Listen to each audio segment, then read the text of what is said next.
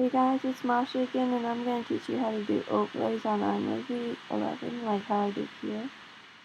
Let's see. Okay. So here, see, I have these overlays in the other videos.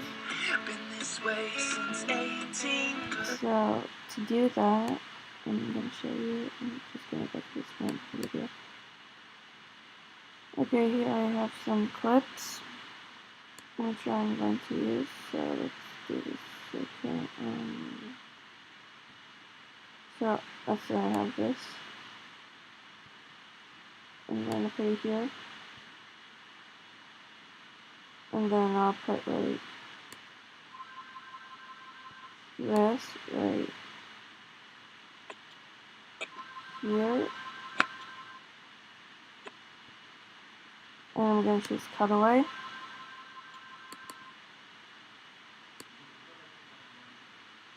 And then you bring down the opacity.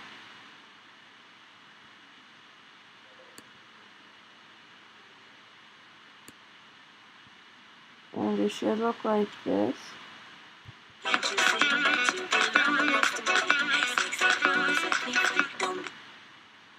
And that's how you do an overlay on iMovie 11. Thanks for watching, guys.